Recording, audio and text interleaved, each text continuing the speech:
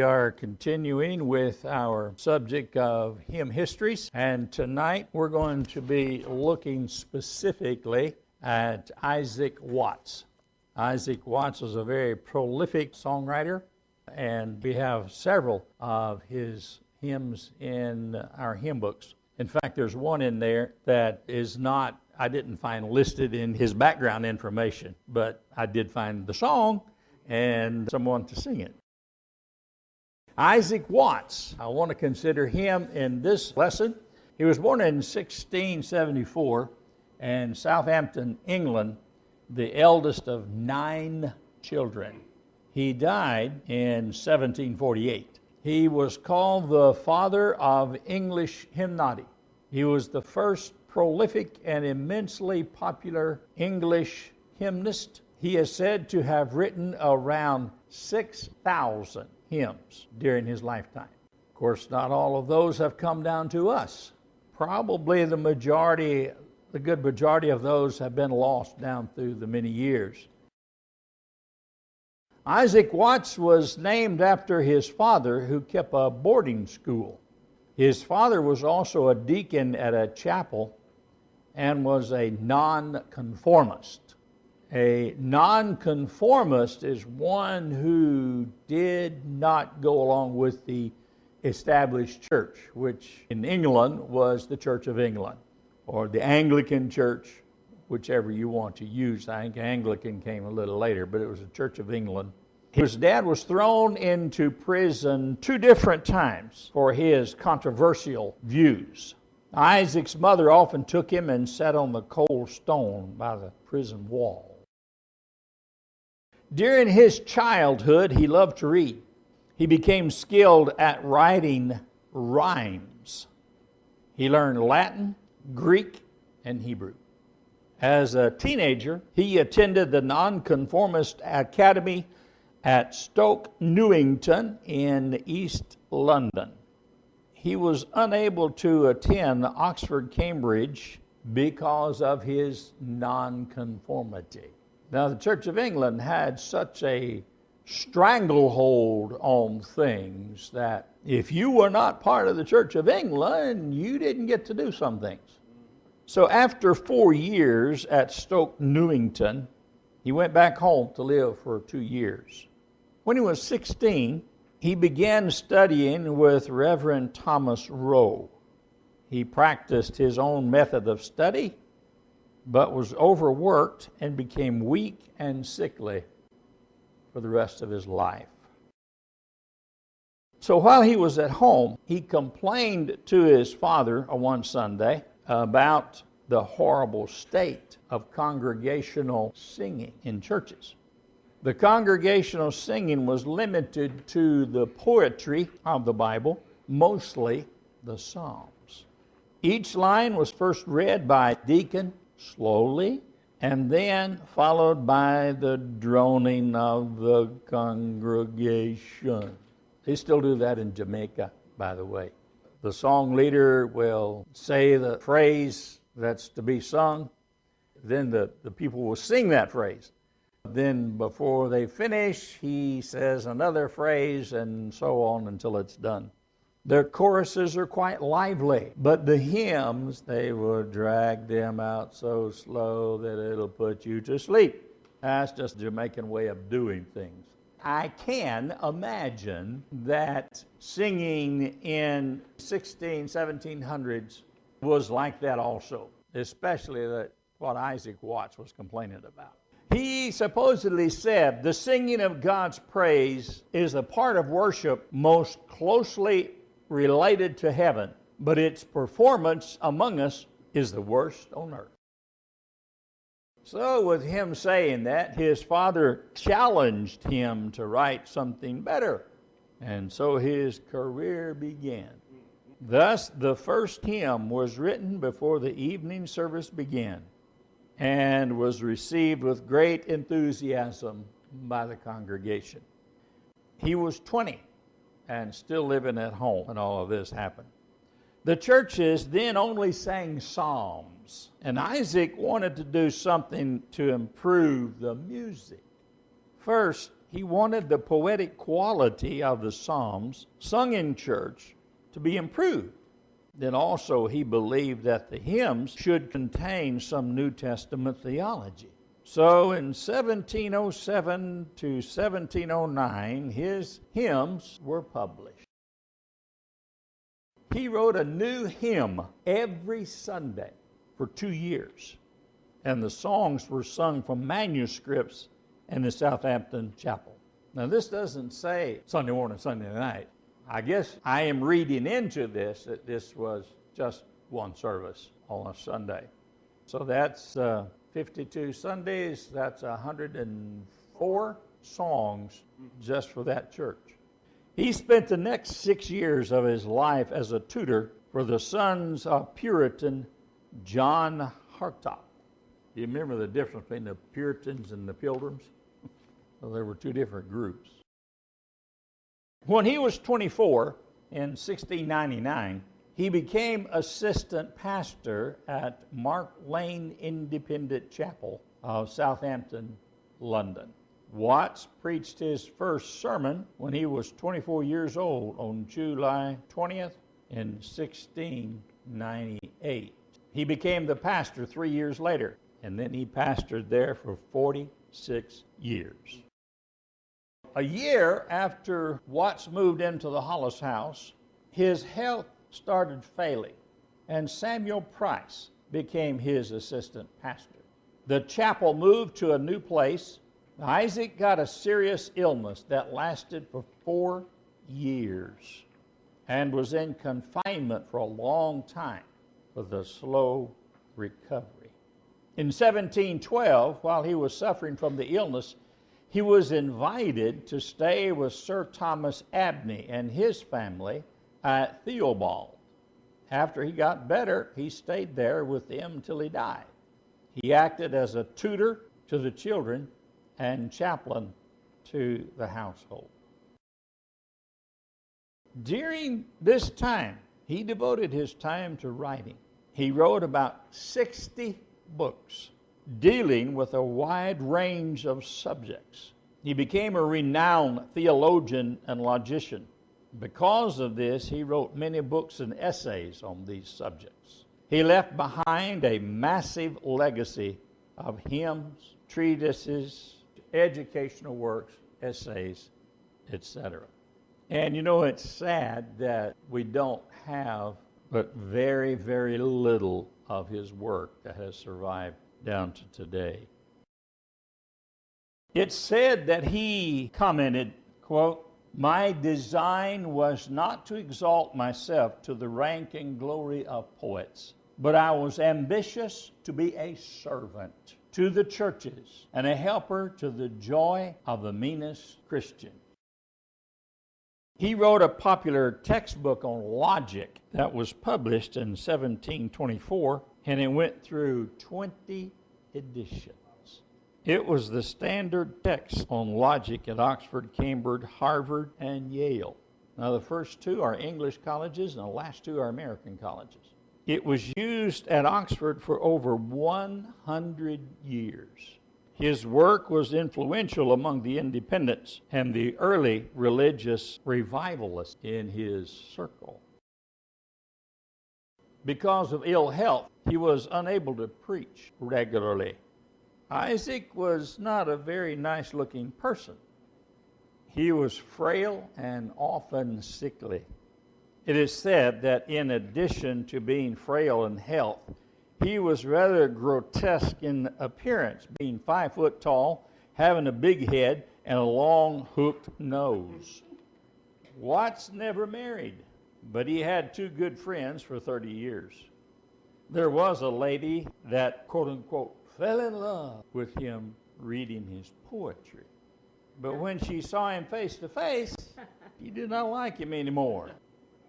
He was disappointed when Miss Elizabeth Singer would not marry him because he was so ugly. She said she liked the jewel, but did not admire the case that held it. So Isaac never married. But he always loved children and wrote much for them. Now let's take a closer look at some of the hymns that Isaac wrote. He was the pioneer in including non-biblical poetry in Christian worship. He opened a new era of Protestant hymnody.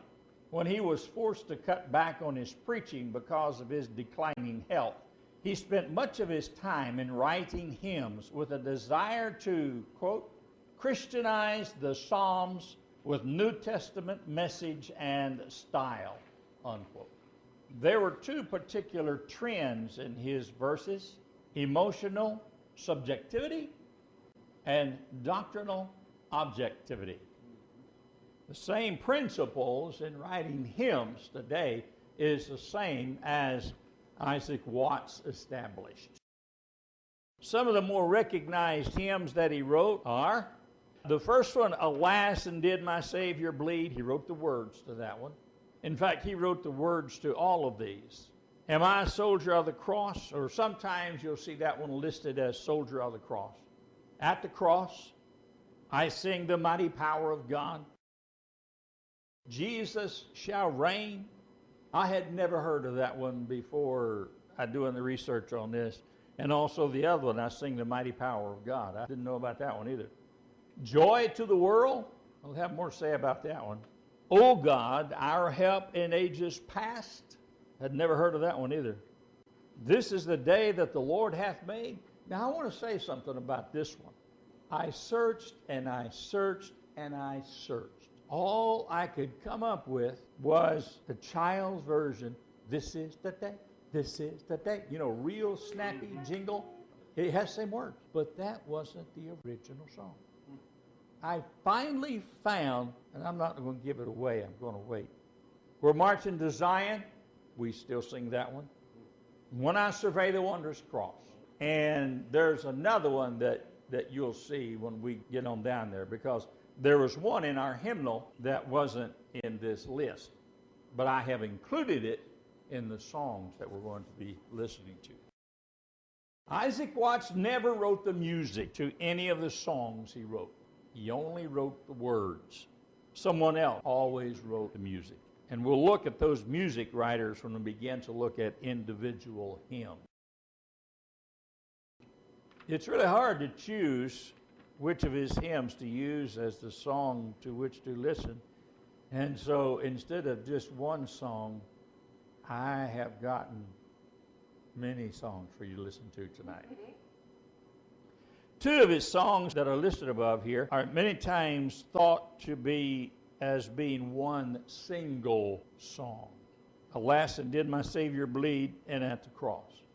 But in doing the research for this, much to my surprise, the music to Alas, and Did My Savior Bleed? Was entirely different from At the Cross. Although the words are the same of the stanzas. But at the cross, there is a chorus that is given. Let's just listen for a while.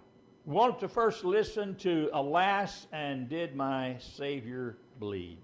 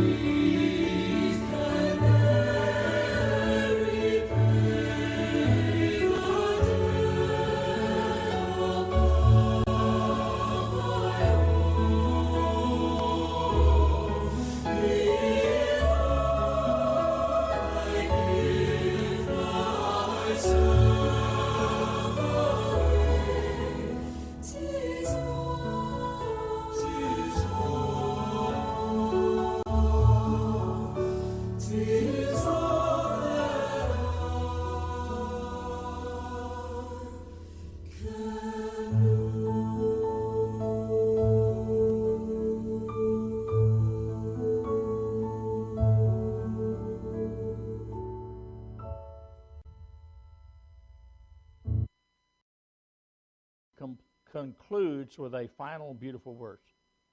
Such a new setting gives the words renewed luster. This is a modern version of the music.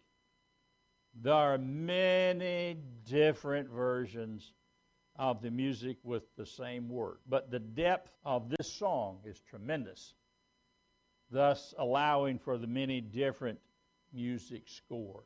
So the next one is going to be the same words for the most part, and we sing this one very frequently. We're going to listen to now At the Cross. This is sung by the Charity Ministries Congregational Singing. That's all the information that I have about them.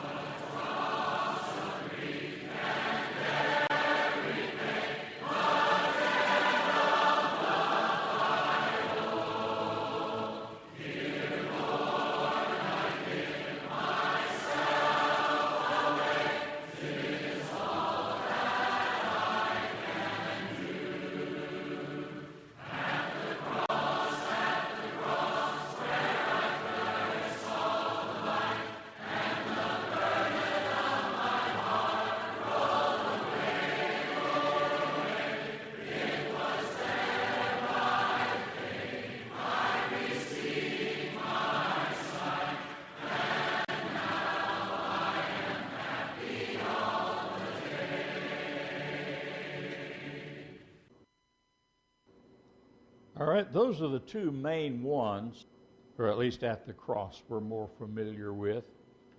But he wrote many others. And we have several others in our hymnal, and so that's what we're going to do with the rest of it. So this next one, let's listen to We're Marching to Zion. We do sing that occasionally. And this one is also sung by the Charity Ministries Congregational Singing. Come we back from the Lord and rejoicing all. Join in a song with sweet accord. Join in a song with sweet accord. And let us have round and blast around the throne. We're marching to Zion, beautiful, beautiful Zion. We're marching upward to Zion, Zion, most beautiful.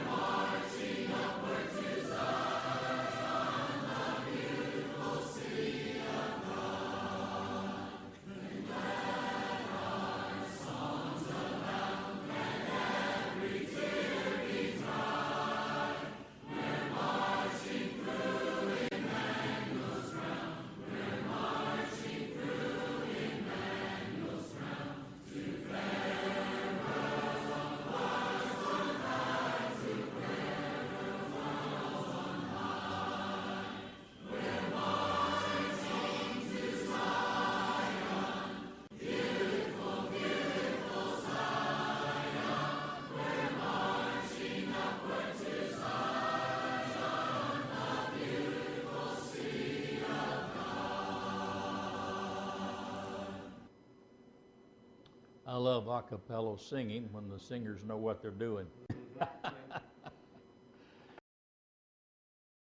The next one that I want us to listen to is "O God, Our Help in Ages Past." And this is sung by the Kleinwood Church of Christ. I think they are located somewhere in Texas, if I remember correctly.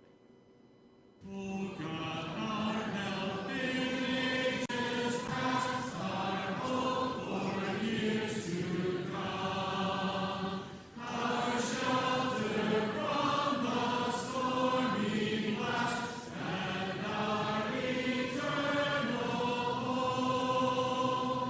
Under the shadow of thy throne, still may we dwell secure. Sufficient is thine arm of hope, and our defense is sure. Before the hills in order stood, o'er every seeker framed. From everlasting thou art God, to endless years the same. Our God, our help in ages past, our hope for years to come.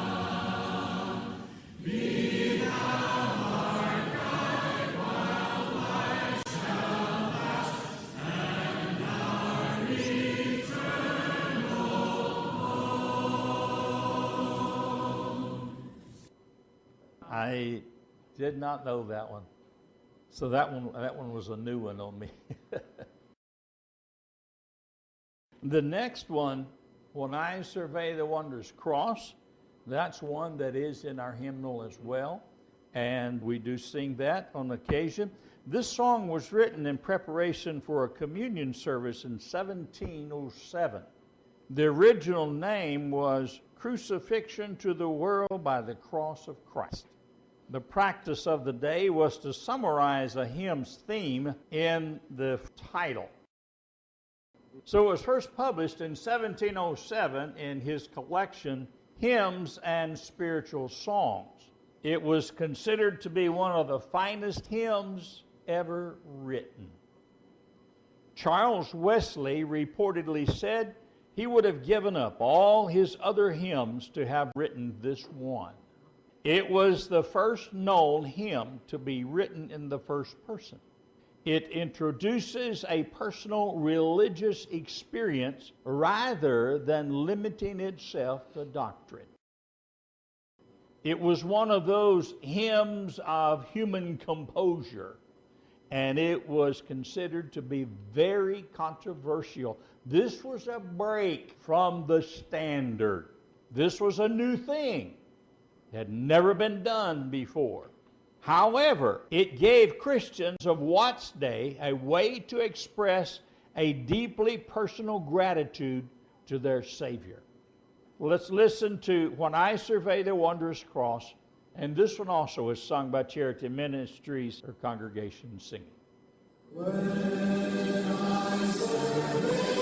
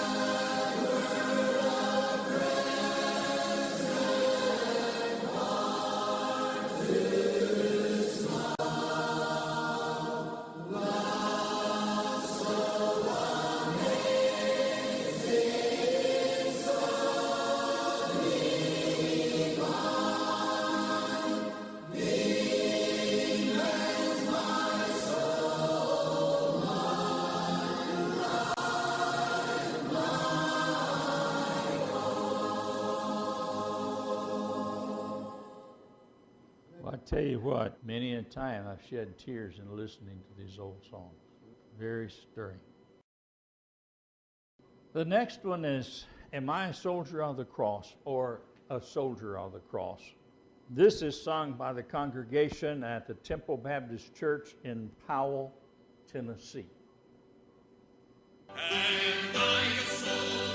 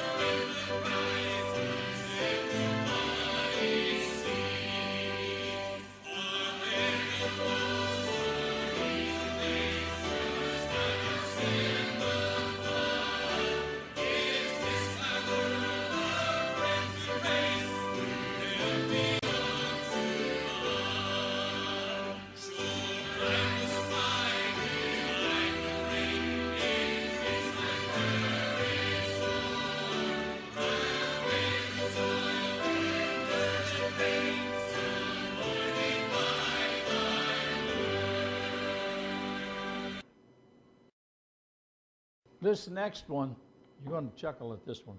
This is the day that the Lord hath made. And I want you to get the jingle that the little ones and young people sing. Forget that. That's an adaptation. This is the day that the Lord hath made. It's sung by the old German Baptist Brethren Church. This rendition is probably the closest to what Isaac Watts had written and that was sung in his time.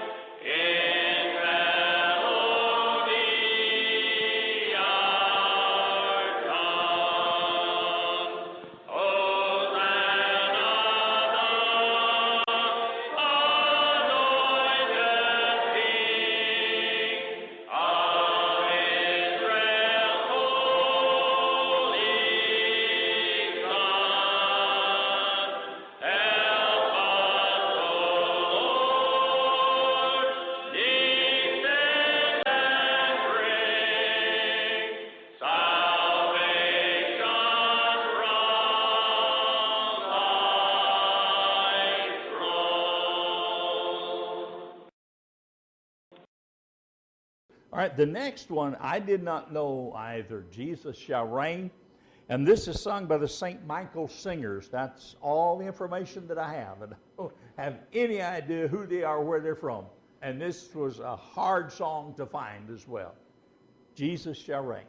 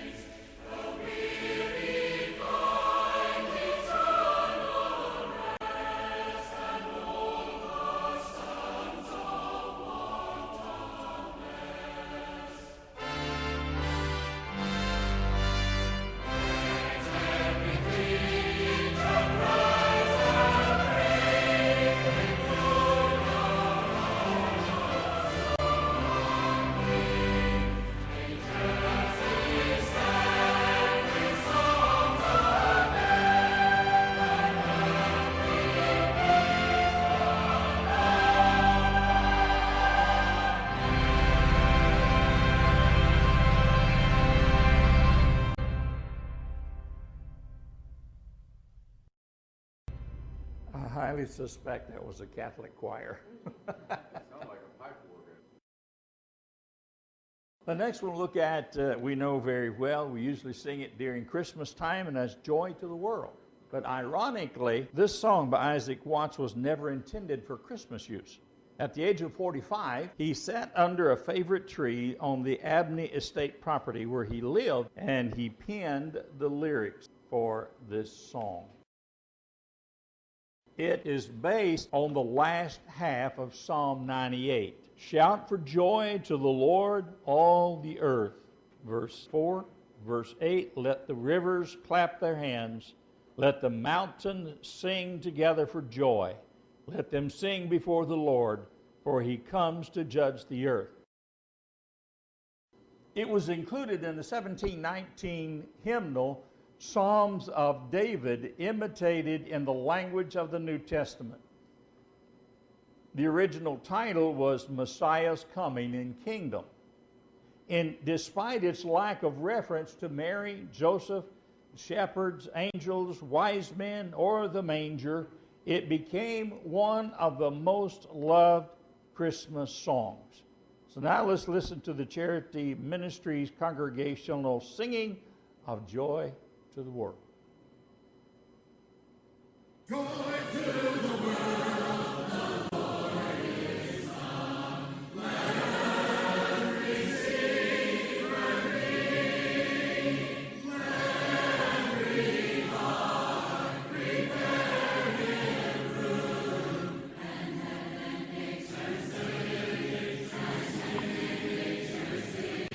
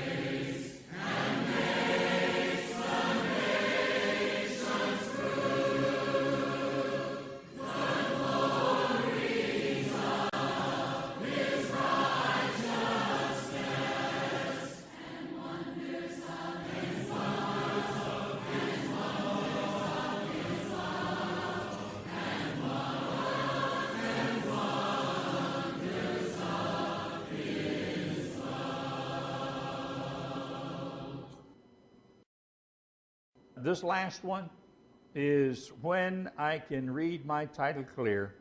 It's sung by the congregation at Temple Baptist Church in Powell, Tennessee.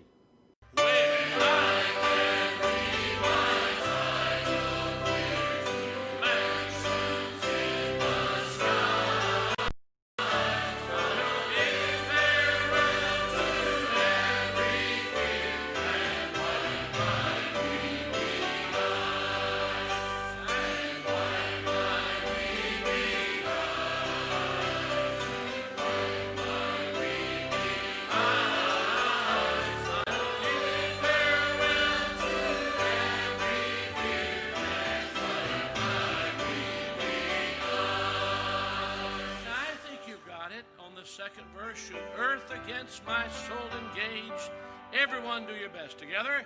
Should earth against my soul engage. I regards the earth. Then I can smile as sage and strange and face the frowning world. And face the frowning world.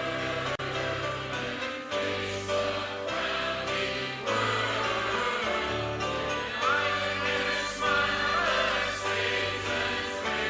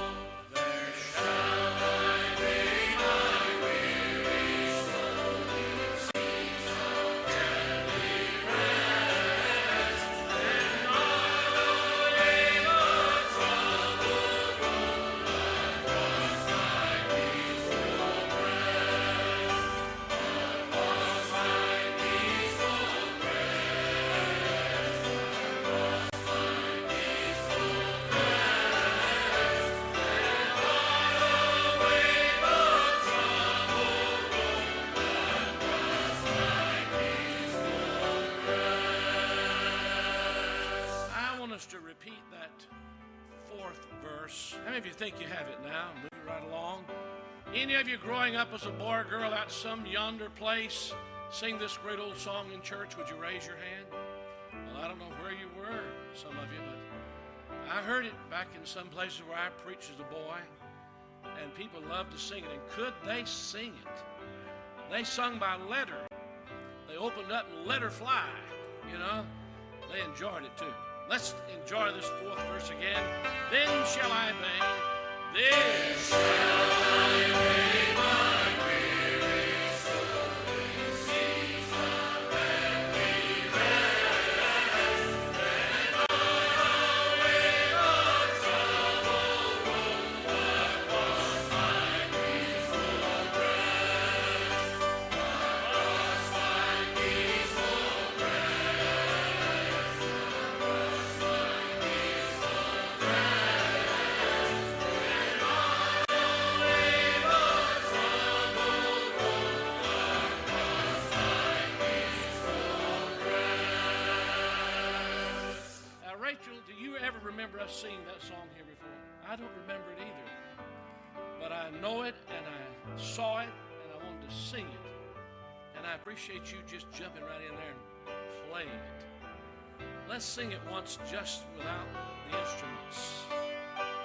There shall I bathe my weary soul in seas of heavenly rest, and on away the troubled road across my peaceful breast. Across my peaceful breast. Across my peaceful breast. And on away the troubled road across my peaceful breast. The power of a Christian song. There's something about a fine old hymn that can stir the heart of a man, that can reach to the goal of his inmost soul, such as no mere preaching can. It's more than the tune of the song he sings, and it's more than the poet's rhyme. It's the Spirit of God working through these things that gives them their power sublime. So we thank Thee, Lord, for the fine old hymns. May we use them again and again as we seek to save from a hopeless grave the souls of our fellow men.